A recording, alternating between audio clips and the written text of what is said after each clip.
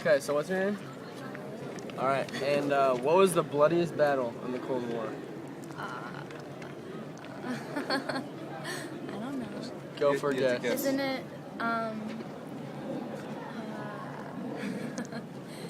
like D-Day one or something? Right. June 6, 1944 was actually D-Day, or that's the day that marked the invasion of France. Contrary to popular belief, D-Day does not stand for anything. It's not Doomsday or Death Day. It's just the day. It's the day that marked when we began our invasion of France. Who is the Cold War between? No, I've got a better one. I've got an easy Are you one. kidding me? No, who is the Cold War between? Or the two sides? Well, one was us. That's why we learned about it. And That's my grade. I have no idea. Guess. I don't know. One other country. Cold. On the continent by China. Wait, were those actually your grades? Japan. The ones we just...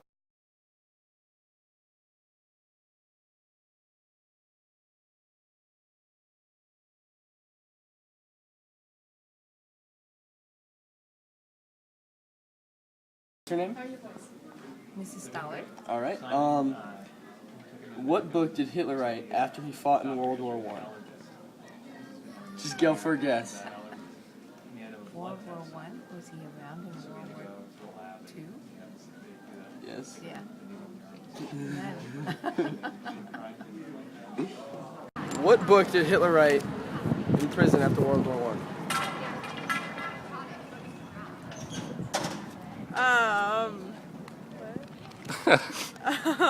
What book? Didn't he kill himself? I? Yeah, but that was like... Talking like World War 40, I here. 30, 40 years later. I don't know. What's your name? Daniel have. Alright. And after World War I, while Hitler was in jail, what book did he write? He wrote it in he wrote it in jail. It was. Is that the question? It like Death Comp or something like that, or like on something German. Oof, really? That's your answer? The correct answer would be Mein Kampf. After World War I, Hitler thought of himself as a little bit of a war hero.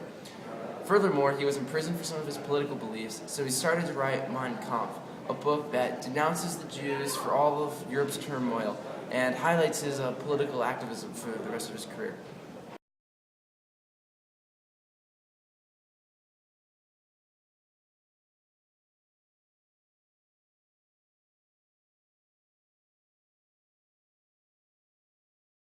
Okay, how about name a battle from the Revolutionary War?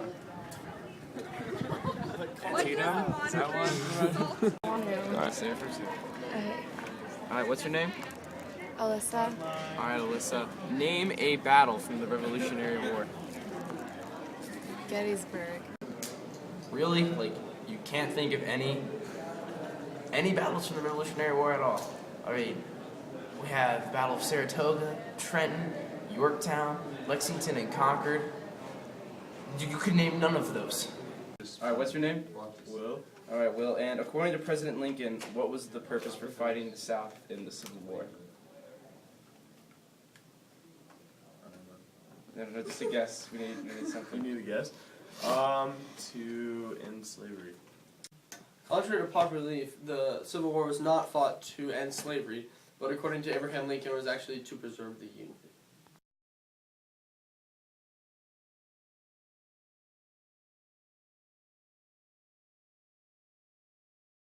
I got a good one, okay. What war was our national anthem written in? Either the Civil War or the Revolution. There's nothing so wrong. What's your name? Madison Kime.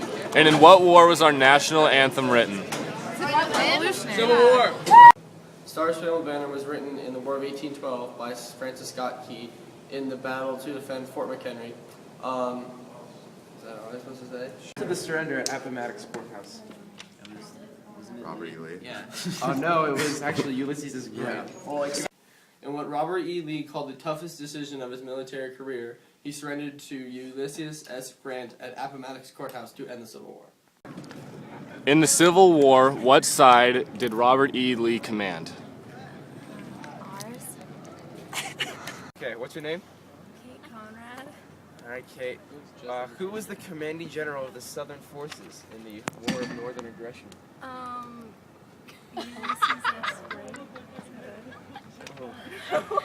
Wrong. It was actually Robert E. Lee. But ooh, looks like they got that one wrong. The correct answer is Robert E. Lee.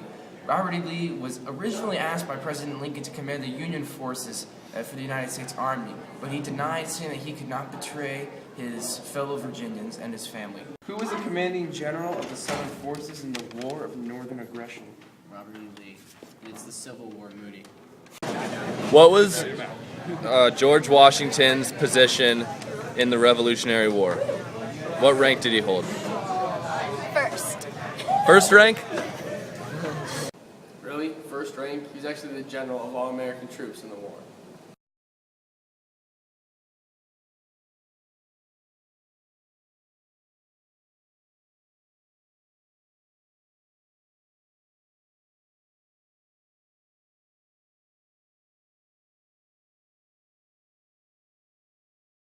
That's fine. Okay. All right. What's your name? Michelle Rowan. All right, Michelle. Who was president during World War II? Kennedy. FDR was actually president at the start of the war, but before Japan could give their unconditional surrender, he died, and so Truman had to receive that surrender. What's your name? Anna. All right, so what side did Ulysses S. Grant command in the Civil War? I have no idea. Just guess. France? No.